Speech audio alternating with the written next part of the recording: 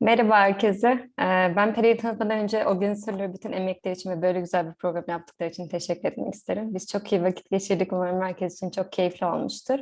Sıradaki konuşmacımız Pera Erdir. Pera, Boğaziçi Üniversitesi'nde 4. sınıfa geçti. Pera ile birlikte 2 ay boyunca biraz kriptografi, biraz algebrik dinamik teori, çoğunlukla elliptik köklerin teorisi okuyarak Isogeny-Based Cryptography'de 2 makale okuduk. Şu an vaktimiz kısıtlı olduğu için sadece bir tanesini özetleme şansı olacak. Tekrar herkese teşekkürler. Bol şans Peracığım, söz sende. Hello, everyone. Today I'll be talking about isogeny-based cryptography, one of the five candidates for NIST's post-quantum cryptography challenge. Well, here's the story in a nutshell.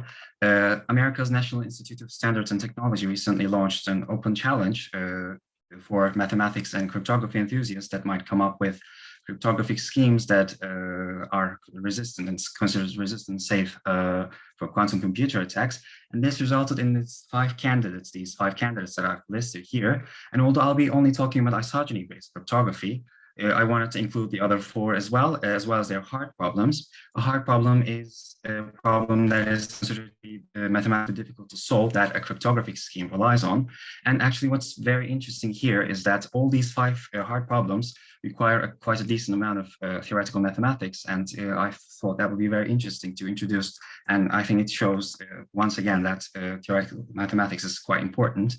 Well, since isogenies are special mappings between elliptic curves, I have to very briefly define and state some facts about elliptic curves. So let's move on with the definition of elliptic curves. Elliptic curve is a smooth cubic curve given by an equation of this form. It's obviously defined over a field. But when actually our field of definition is not of characteristic 2 or 3, we can stick to a much shorter equation, much shorter form here, given by the form y squared equals x cubed plus ax times plus b. And throughout this talk, I'll be sticking with that. Well, obviously, elliptic curves are used in various fields, including cryptography. We have an old school approach, an old school method called elliptic curve cryptography. Precedes my the topic of my talk today, SIDH, which stands for Supersingular Isogeny Diffie-Hellman Key Exchange. Well, elliptic curve cryptography, for example, WhatsApp, I've learned that WhatsApp, the message app, uses elliptic curve cryptography today, and obviously SIDH precedes it. Elliptic curves are used in number theory as well, and Andrew Wiles himself famously proved Fermat's last theorem using elliptic curves. But what makes elliptic curves even more significant is that they are also naturally groups.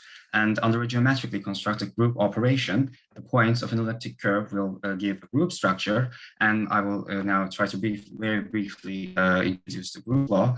When we try to so-called add 2 points, P and Q, on an elliptic curve, we first join them by a line here, denoted as L, and by a theorem called Bezout theorem, this line will intersect the curve on a third point, what we call R, and when we reflect R with respect to the x-axis, we obtain the so-called summation of P and Q.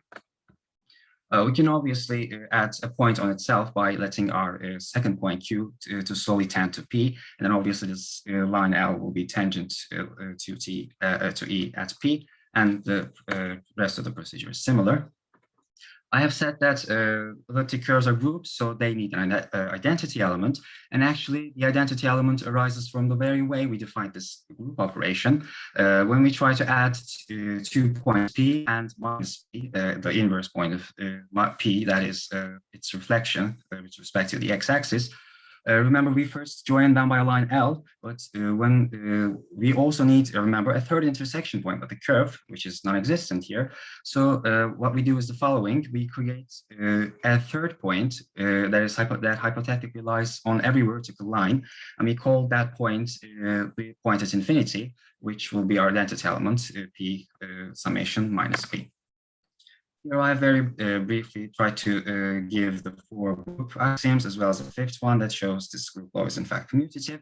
And due to time constraints, I can't prove this, but they're all immediately follow except for the associative property. And we have another quantity attached to every elliptic curve called the J invariant that will be significant in our talk. When we have an elliptic curve of this form, the J invariant is defined to be this quantity.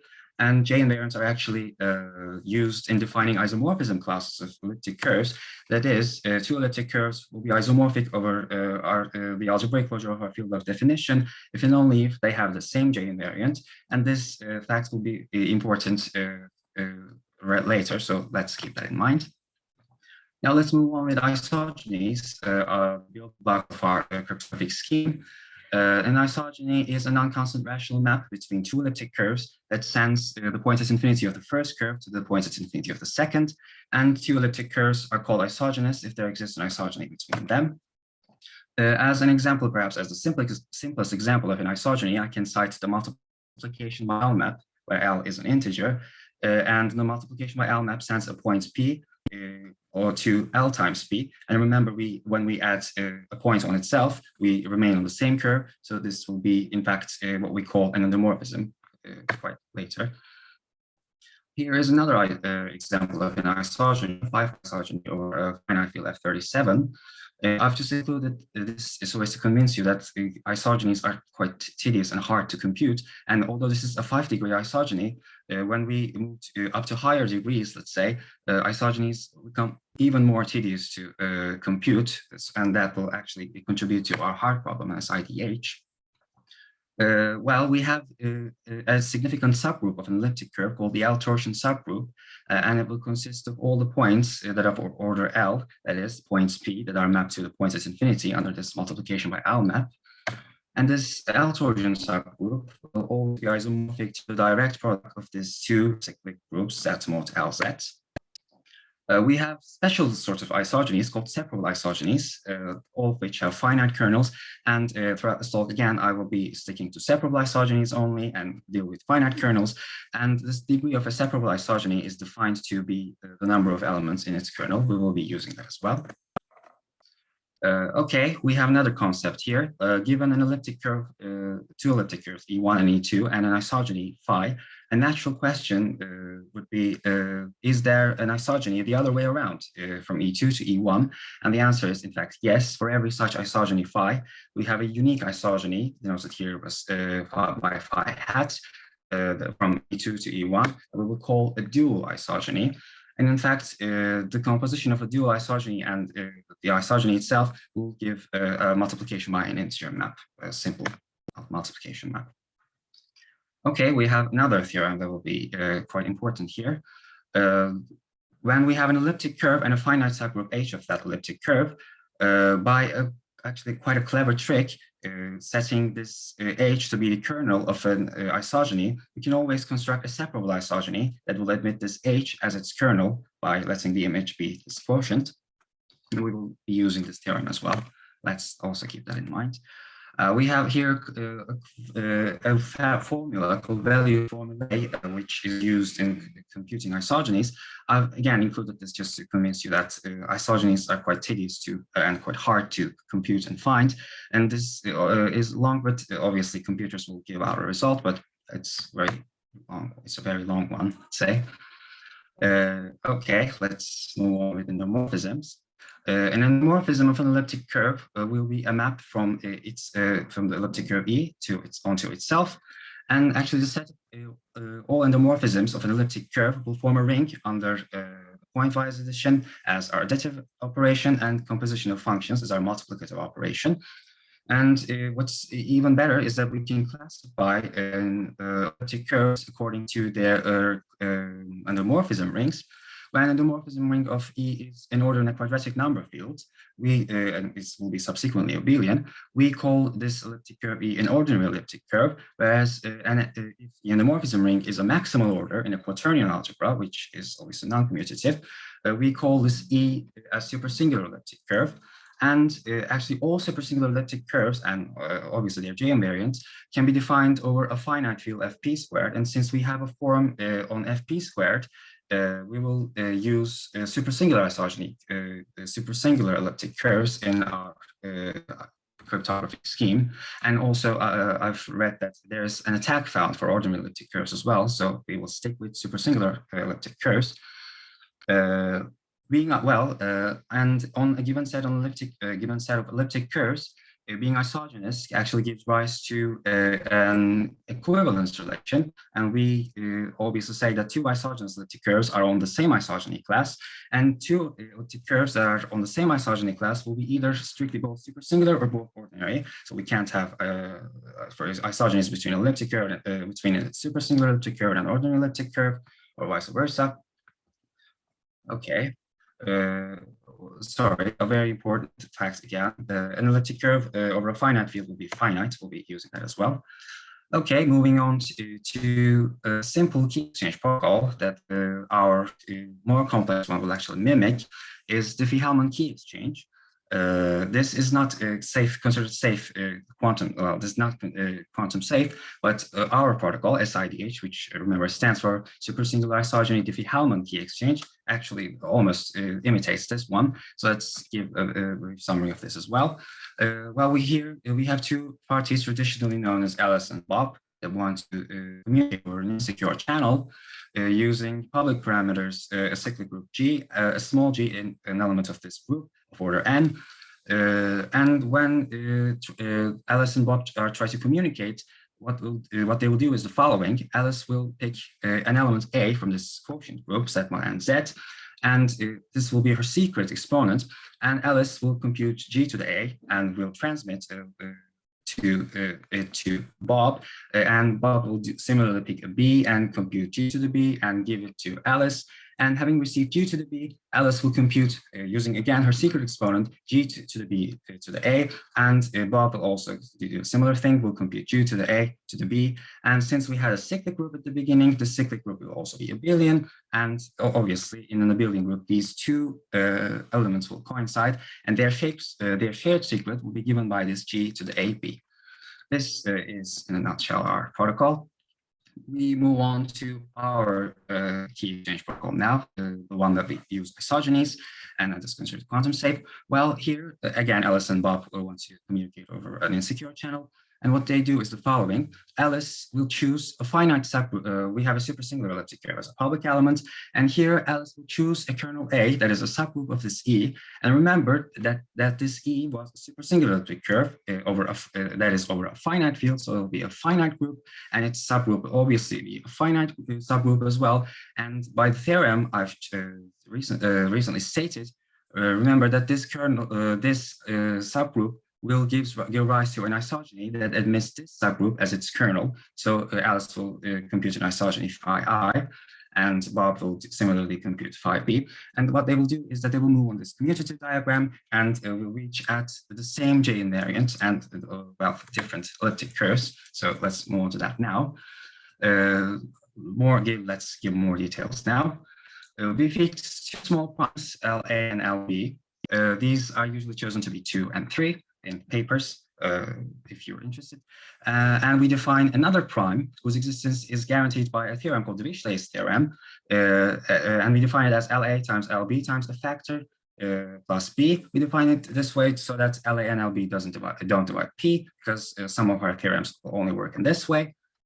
Okay, what follows is that Alice and Bob will pick two bases, given here, for this LA to the EA and LB to the EB torsion subgroups.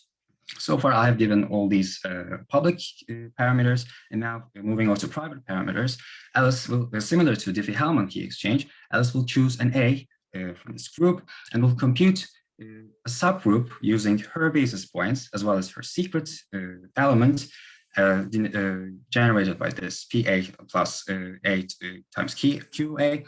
And remember, this subgroup is a finite kernel, so it will give rise to an isogeny that admits this as a subgroup as a finite kernel. And Alice now will send phi L of PB, the image of Bob's basis points under her isogeny, as well as a new elliptic curve that she computes using the subgroup and using this phi L. Bob will similarly pick an element B and compute an isogeny phi M. And he will similarly send phi M of PA, phi M of QA, and his elliptic curve, E to the B, to Alice. Here's where we are at in the key exchange so far. Alice computed an isogeny and an elliptic curve. Similarly, Bob did the same. What follows is that Alice will now, taking another quotient, compute another elliptic curve and she'll then subsequently compute the J invariant of this elliptic curve. Having received this elliptic curve E sub B and these points, and with the help of her secret exponent A, Alice will compute again another subgroup here, given here, and will take a quotient that will produce another elliptic curve. And Bob will similarly, what he receives from Alice, do the same thing, and his final elliptic curve will be denoted by E sub BA, and will compute the J invariant of these two. And now their shared secret will actually be given by this quantities, J invariants. And what we have to show here is that they share the same J invariant. And remember, we then have to prove that these two elliptic curves are isomorphic, because J invariants are the same if only if the elliptic curves are isomorphic. So, well, here's an attempt to prove this fact.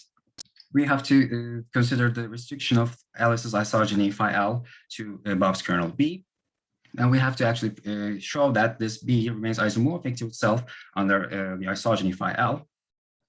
Well, by the way we constructed phi L, it has degree LA to the EA, whereas phi M has degree LB to the EB. And remember, we had chosen LA and LB to be different primes. So when we look at the kernel of this restricted isogeny, we have to obviously have elements in a kernel will have an order dividing LA to the EA, because this phi L has a degree LA to the EA. But B is the kernel of this phi M, and it has powers of LB as its orders, orders of that form. And since these two are different primes, the only element in the kernel of this restricted isogeny, and remember, isogenies map the identity element of the domain to the identity element of the codomain. So the only element in this kernel would be the identity element, and we have a trivial kernel. And actually, using the first isomorphism theorem, we deduce this. We deduce that B and remains isomorphic to itself under phi L. A similar argument shows that this isomorphism, and then interchanging this phi M of A to A and B to phi L of B, we show these two elliptic curves are in fact isomorphic. The two elliptic curves that Alice and Bob separately end up on will be isomorphic, and thus have the shared J invariant that will be their shared secret. Pera'cığım 3 dakika kaldı. Okay, I'll be moving on. Okay, so far we have only looked at the perspective of a person who arranged this protocol, and now we'll have to move on the perspective of another, let's say, an attacker. So here we move all the theory that we have to isogeny graphs. And on an isogeny graph, we have J invariants as our vertices, and edges will be isogenies up to isomorphism. And actually, we are very lucky in that all these, here's a toy example of an isogeny graph that denotes both Alice's and Bob's isogeny graphs in a unitive way. And what we're so lucky at is that these graphs, in fact, satisfy almost all the nice properties as we can expect from a graph.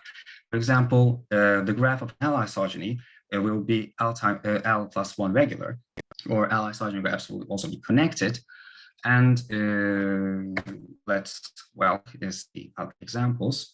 Here I have given quite a short example so that it fits the page. Other isogeny graphs are actually much bigger than this one. And even on that, you can see that there are many paths between given two vertices. It's actually very hard to navigate on these graphs. And an attacker will see an isogeny graph without any color, and will not have any insight, because we have so many different paths between two vertices. Will not know what path Alice and Bob took. They take separate paths on two different isogeny graphs. And since we have so many paths here, an intruder, an attacker, will not know what path Alice and Bob take. Another actually quite significant and great feature of this isogeny graphs is that they're undirected due to the existence of dual isogenies. Remember, since we have dual isogenies, and remember our edges were isogenies, we have an isogeny from here, and actually not denoted here, a dual isogeny from here. So we have no sense of direction. We have an undirected graph, which makes it even harder to navigate for an intruder. Okay, here's pretty much all I have to say. I think about the only thing left to say is perhaps that this graph has on a given vertex has three edges coming out from each vertex. So it will be, remember, a two isogeny graph, whereas this one has four different edges leaving coming out of each vertex. So it will be a three isogeny graph. Okay, here's my bibliography. Well, that's pretty much all I have to say. Thank you all for listening. And I have to very briefly thank all the organizers and my mentor, Eda Krimlo, for her invaluable support and friendship. So thank you all very much. I'll be happy to try to answer any questions now. Teşekkür ederiz.